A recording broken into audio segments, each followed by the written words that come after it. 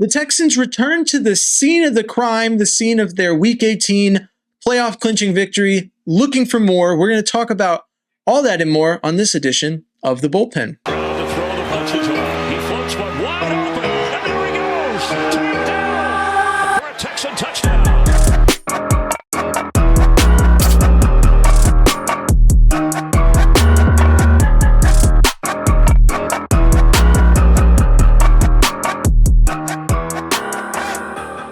Hello and welcome to The Bullpen. As always, I am James Roy, and with me is Tom Chavarria. Tom, how are you doing today? Great. It's a great day to be a Houston Texan fan.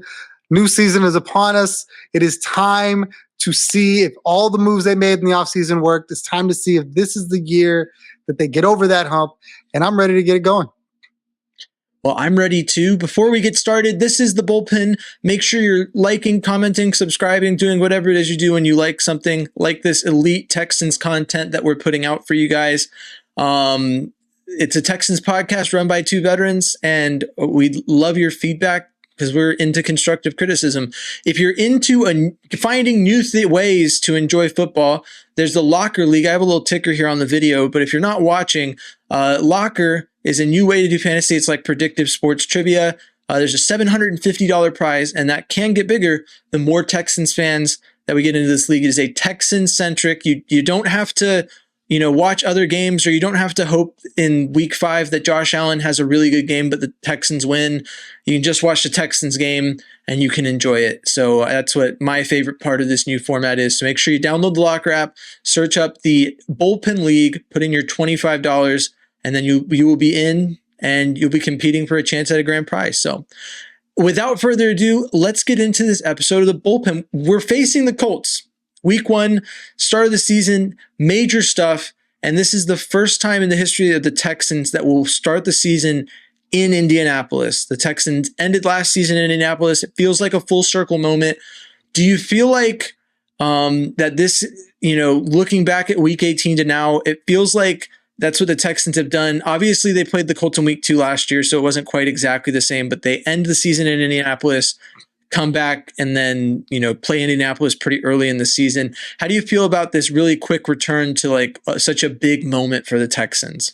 I love it. I think that it's the best way to get them right back into the fire. I think when you look at Indy and where they were and where they are now, they feel pretty confident that with a healthy Anthony Richardson, that the outcomes can be a little different. And I think for the Texans, rather than have a team like Tennessee or maybe another team out of the division where they could probably not maybe have their best game, I think they're going to be fully focused on this game and bring their best effort right out the gate. I like having a division matchup to start the season. I think that, as we've talked about extensively, my school of thought on the division is it's any given Sunday. There's always this high level of alertness. There's no such thing as an easy matchup in the division. So I agree with you. It brings the Texans into this season on high alert, ready to play their best football. And I'm interested to see how Anthony Richardson being in this game affects it if he lasts more than 2 quarters, which is yet to be seen. But let's start with the Texans offense. What do you think the read is on Bobby Slowick's play calling? Do you think we're going to get, Bobby Slowick has established that he's a run until it works or until we need to pass kind of guy is what it feels like. Do you feel like that's we're kind of going to get a similar look? Do you think that maybe he's made some tweaks to the offense this offseason? How do you view it starting out, and how important is it that the Texans grab the momentum with the offense to start the game? I think they want to look good. I think they've got new shiny toys on offense in Joe Mixon and Stephon Diggs, and they want to showcase them. I think they want to prove that this is a team that can be better than they were last year. As good as they were, they had a phenomenal rookie season with C.J. Stroud. I think he wants to show another level. I think when you look at the way they handled the offense in the preseason, they wanted to show the run game, but always let you know that, hey, we can move the ball all over the field whenever we need to. I think that when you look at what they're able to do in the passing game, it's hard not to envision CJ wanting to throw the ball 35, 40 times. It'll be interesting for me to really see how much Joe Mixon we get as a rusher, as a ball carrier. and if we can kind of see that aspect, because the one thing that the Texans lacked last year, if they lacked anything at all, was a really dominant run game. I think they had flashes at time with Devin Singletary, but the idea was that with a healthy offensive line and Joe Mixon now in the fray, that they would be able to improve on that. And that's what I'm really looking for out of the gate. Yeah, I think it's going to be very important that Joe Mixon makes it look like Bobby Slowick is not forcing the run game. And that's to say, sometimes it felt like, we need to establish the run, so we're going to run it again, even though it'd probably be better just to let CJ drop back to pass. So I'm interested to see if Bobby Slowick will be able to open up the passing game, because one of the deeper concerns is that if the Texans lean too heavy on the run, whether it's working or not, that those are reps that we're not using to get, to feed a receiving core that is loaded with talent. So let's talk about that receiving core. This is going to be the first game that we see Stephon Diggs, Tank Dell, Nico Collins all on the field. We talked about it on our live the other day. I obviously think Nico's going to be a very key component, and you had stated that you liked Tank Dell. What do you make of Stephon Diggs in this game, and how important is it that he gets going like right away? Do you think that it could affect where he's at mentally and his presence in the locker room if he doesn't immediately get the production he's looking for? Well, while I think both of us highlighted the other two receivers, make no mistake, I do believe Stephon Diggs will get his. This offense is going to be incredibly blessed, if to use a term that we use. We got Houston Stressens in here with us, because you're just going to have so many weapons. So I feel like there are games where Tank Dell will be the leading wide receiver, but Nico Collins will have 80 yards and a touchdown, and Stephon Diggs will have 80 yards and a touchdown. And the only difference between them and Tank is Tank will be 100 yards and a touchdown, or just 100 yards. Like, I feel like there's going to be games where everybody's going to make plays, but one guy's going to have one or two more, and that's going to be the separator. There's just going to be too many mouths to feed for one guy to just be, 10 catches, 150 yards every week. I think the ball's going to get spread around. I think CJ's really good about that. And I don't think Stephon Diggs will go hungry. That's what I think. I agree with you. And if there's going to be a high volume receiver in terms of receptions, in my opinion, it's either Stephon Diggs or Tank Dell.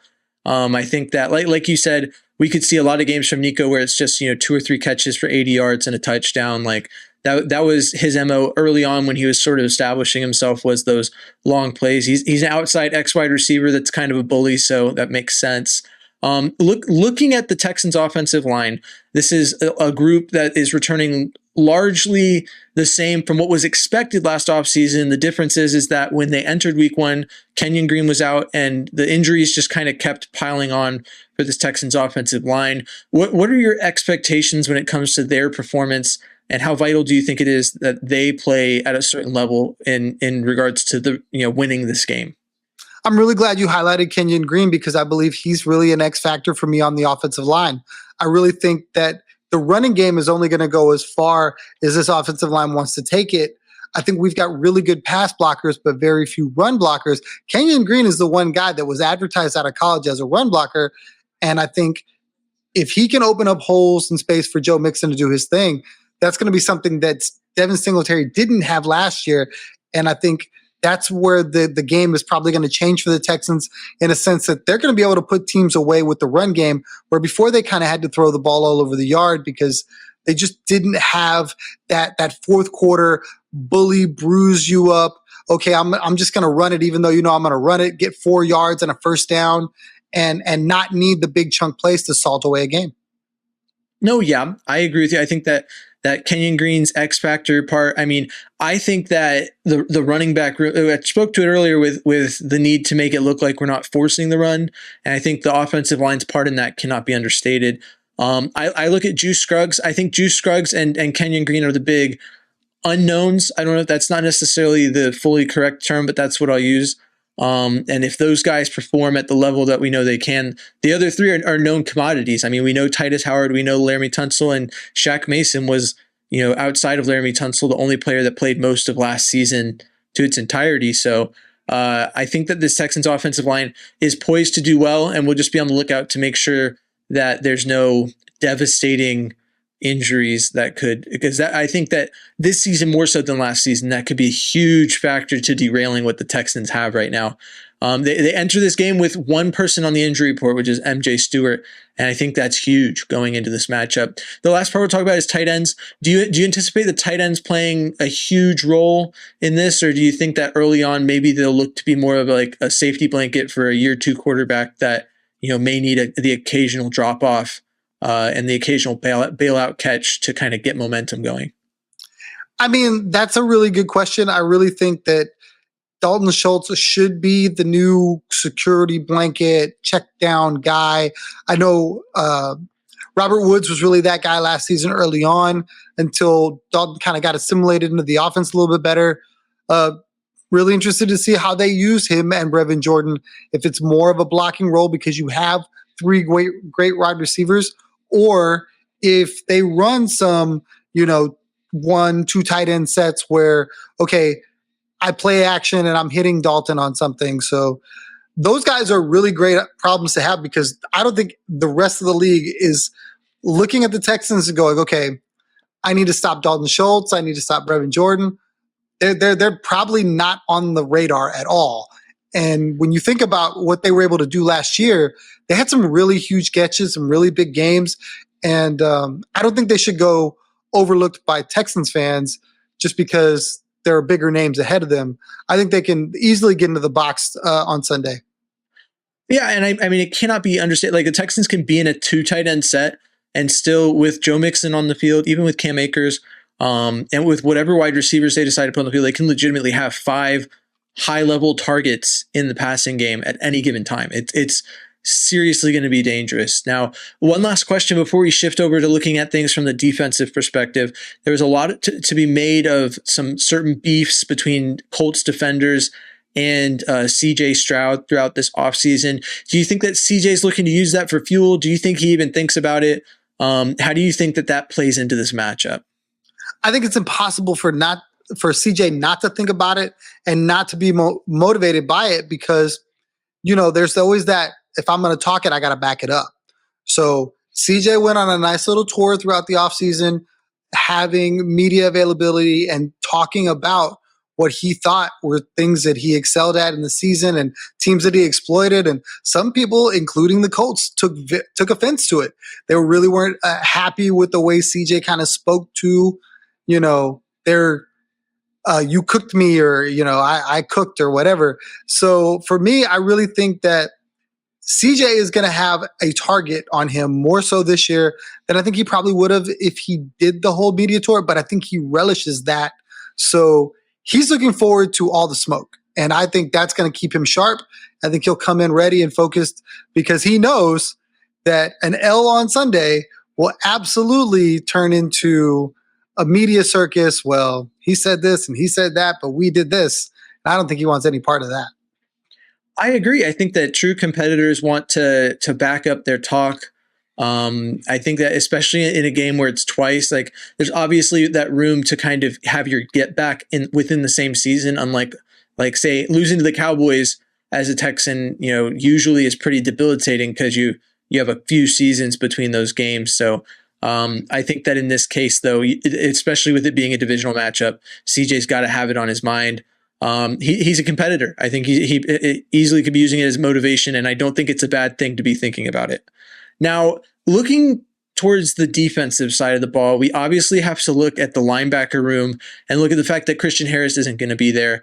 Who do you anticipate stepping up in his place, and what do you think is going to be the biggest deciding factor as to whether or not this linebacker room is going to be able to, slow down what the Colts are doing between Anthony Richardson and Jonathan Taylor? I mean, if you're a depth chart guy, it's Hansen, right? I believe he's behind him in the depth chart. So we'll see. I really don't know what to make of the linebacker room. It's one of my big concerns all offseason long. I don't know that they did enough to really support the linebacker room. I think they're really counting on some young guys. And look, D'Amico Ryans is a linebacker at heart. That was his forte. I have no doubt that over a season he'll get some guys coached up. It's just early on, you hope they don't struggle. The fortunate thing, I think, for the Texans is that there isn't a huge tight end presence or a huge running back, that a pass catcher that they're going to see. I don't feel Jonathan Taylor is that guy.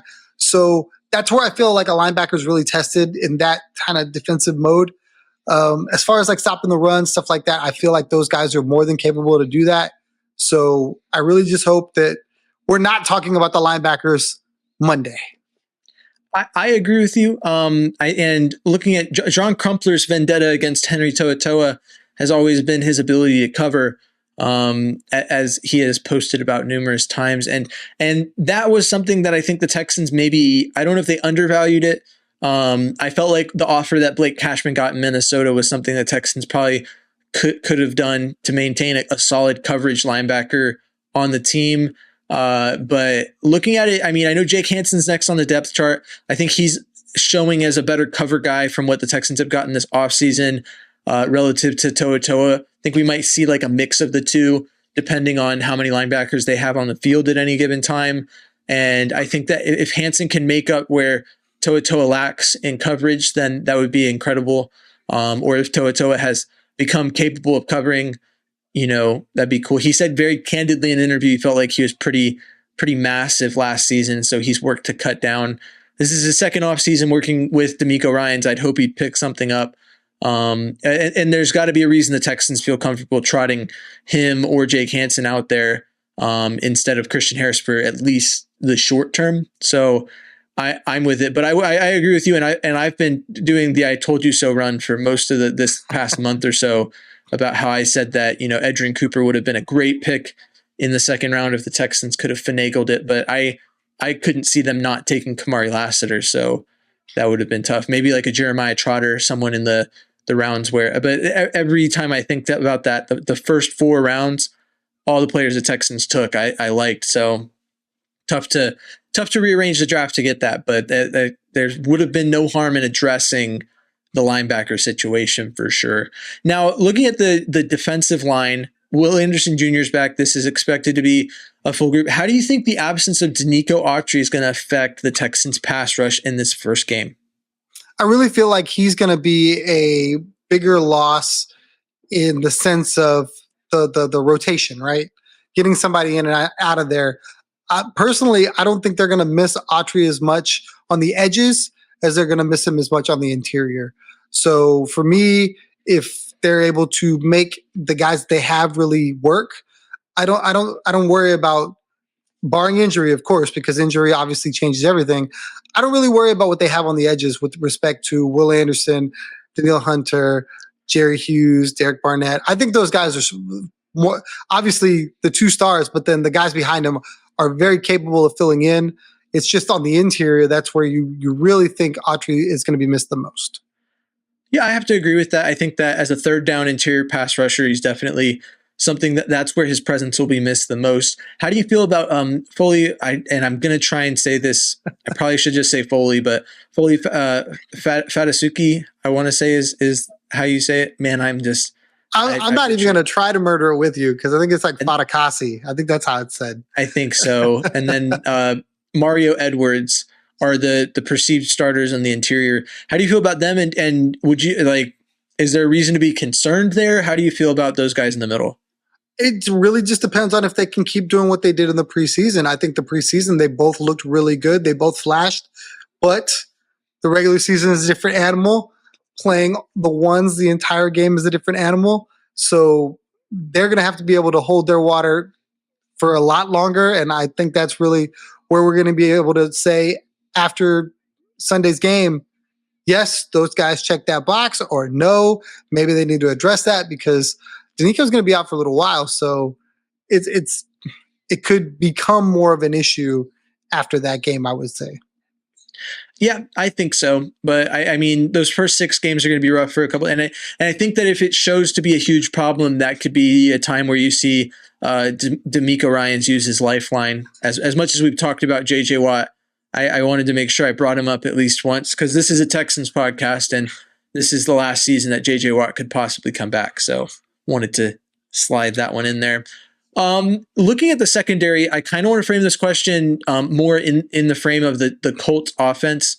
How do you think this secondary stacks up relative to Anthony Richardson's skill set And do you think that what do you think of Anthony Richardson as a passer and how as it pertains to his threat level against this Texans secondary? And then how do you think that him as a rusher factors into that? I think him as a rusher is where his bread is buttered. I really don't think he's developed as a passer yet. The preseason, he did not look good. He threw a couple ugly interceptions. And if he wants to sit back there and be a pocket guy, I welcome it, because so far in the preseason, all of the secondary for the Texans has really shined. I mean, obviously Derek Stingley, and we didn't see a ton of Kamari Lassiter, but you can't see his tape throughout training camp and not think he's not going to be able to do that on the field. Jalen Petrie has looked the part, which some people thought he did not look. Obviously, you know what Jimmy Ward is. So I really think that the secondary is going to be a position of strength for the first time. And I don't even know when, as a Texan fan. You got to go way back to the name Jonathan Joseph comes up when I think of the last time the Texans secondary was good. So, and I mean, that wasn't even to this level. I don't think that team had this level of, I guess, depth in the secondary to be able to say we're that good. No, yeah. And so, I mean, this is probably the most complete secondary that the Texans have put together, maybe in their franchise's history. Obviously, we're going to have to see how it plays out. As far as Anthony Richardson goes, I obviously agree with you. And I think that it's funny. A lot of people are making it. They're like, well, you're saying based off the preseason that Anthony Richardson's not good. CJ Stroud threw an interception against the Patriots in the 2023 preseason and then came out and played really well. And to that, I say, yes, that happened. And when we look at those things in without any context, we go, yeah, totally. The difference is that Anthony Richardson, while he flashed a little in this preseason, we're like, I don't know, man. I'm not going to write off Anthony Richardson's whole season based off of preseason interceptions, but for what we have to go on, since he's played, literally 3/4 of regular season football in his career, I'm more afraid of him as a runner. And I think that the formula lies in how the Texans handled Lamar Jackson in week 1 last year, where we saw him put up a little over 100 yards passing, a touchdown and interception, and he didn't really get out and rush much. Like, the Texans contained him.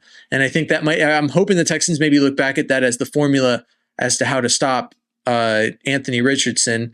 Not to say that Anthony Richardson and Lamar Jackson are the same caliber of quarterback, so I think it should be a little bit easier.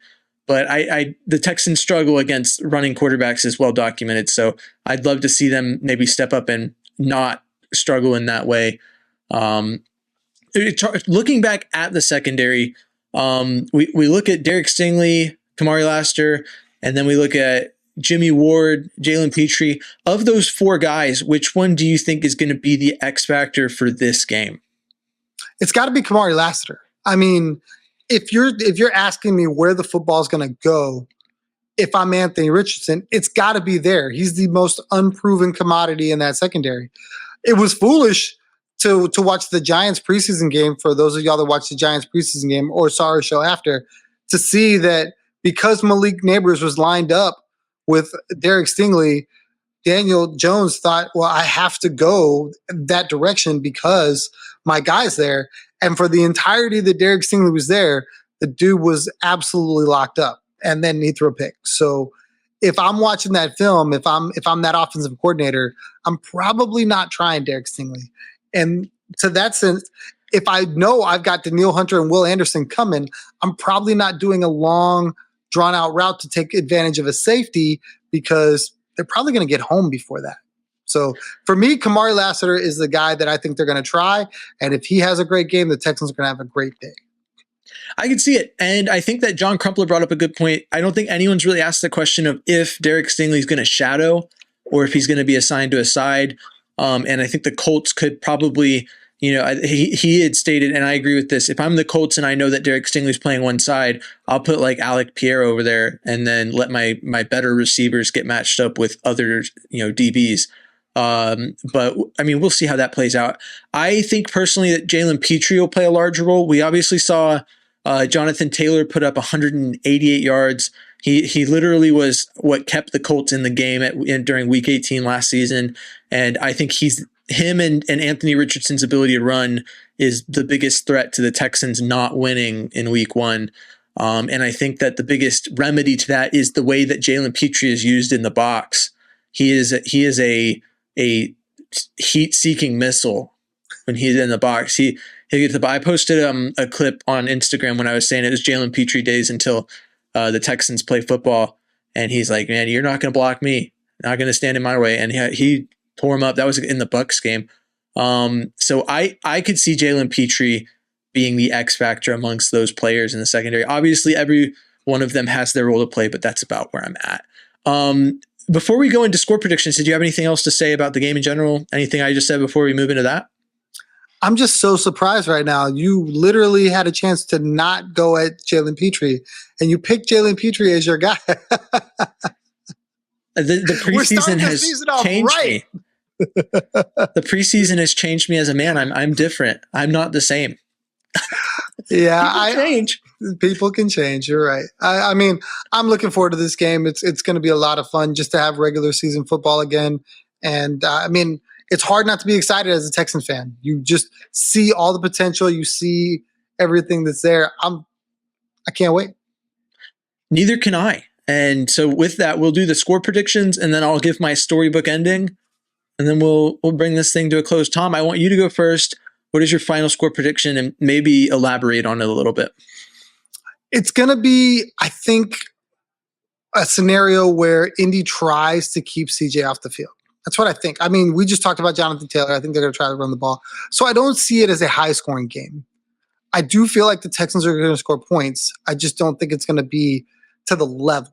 Now, I think a lot of that is going to depend on Anthony Richardson's ability to throw the football. So with that being said, I'm looking at a 27-10 Texans victory. I think you get Stephon in the box. I think you get Mixon in the box. Kaimi kicks a field goal right before half, and they score a late touchdown, and that kind of salts away the game. I don't have a storybook ending for you. Maybe Dameon Pierce gets in the box for a garbage touchdown. Storybook that. Storybook that. Well, thank God I'm in charge of the storybook endings and not you, Tom. No, I'm just kidding. But I know I think that's solid. I like it when we go in different directions because my storybook ending is definitely not the same as yours. So, and my score prediction is very different. I think this could be high scoring on both sides. As I said, my biggest concern that could take this game away from the Texans is the Colts' ability to run. As the Texans were a top 5 run defense last year, and that was still the deepest concern that we had at each different points. And now we're getting both of those things in the same game. But, Jonathan Taylor missed the first game. Anthony Richardson missed the second game. This week, we're going to get both of them in the same game. And I think it could spell trouble for the Texans, but I do think that the Texans come out with a win. I'm going to go ahead and drop a 31-24 prediction. I think the Colts will get some early touchdowns. It'll be a little back and forth, but the Texans eventually will come out on top. And I'll go out with my storybook ending here at the end. So the score is going to be 24-24.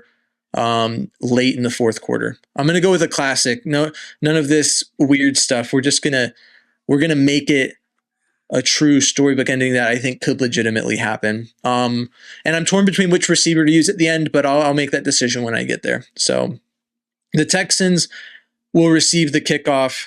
The Colts tried to go down. Miracle stop. The Colts run game had been on all day, and the Texans forced a 3-and-out.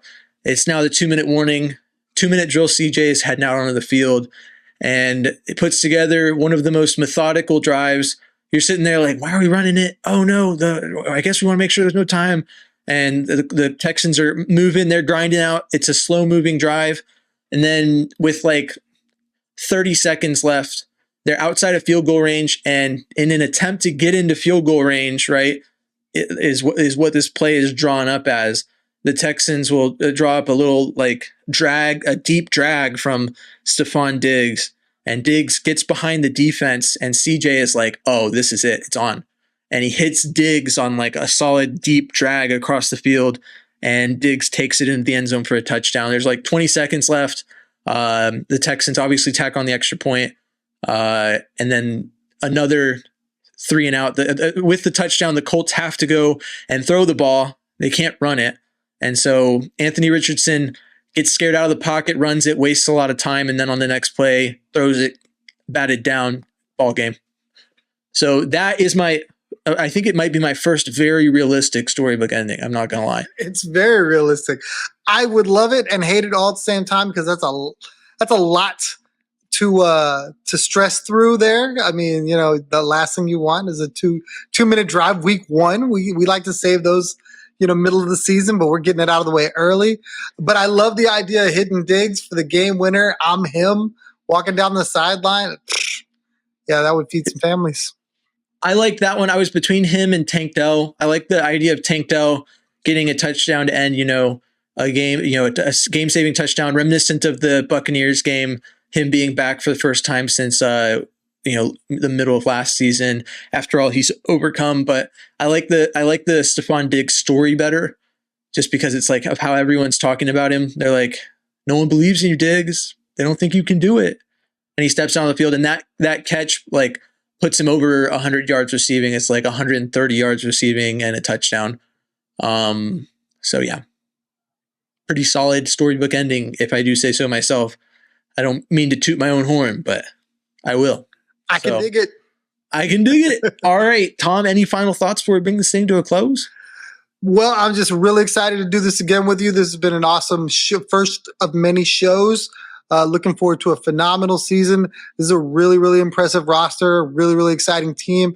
Looking forward to getting with all of y'all, the comments, the concerns, the questions. Looking forward to it all season long. All right.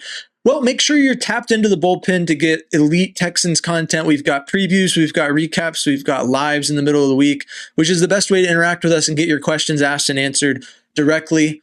We like fan engagement. We like to talk to y'all about the Texans because, that's why we do this. We do this to talk about the Texans, and what better way to do it than to bring y'all in and talk to y'all. So make sure you're locked into that. Like I mentioned at the beginning, if you like money and, obviously the potential for certain prizes throughout the season, like Texans memorabilia, autographed CJ Stroud jersey, possibly, maybe could be a thing for if you're really good at knowing what the Texans do in game, then you should sign up for the Texans Locker League that I am running on the Locker app. Tom and I are in it. It is the Bullpen League. We've already got 20 people, and the more people we get, especially once we get above 30, the more money that is at stake. So make sure that you get in there. As always, we thank you for listening, and we want you to stay classy, Houston, and vamos Texans. Thanks for tuning into The Bullpen, a Texans podcast. Please like, comment, subscribe, and follow along for more Texans talk from The Bullpen.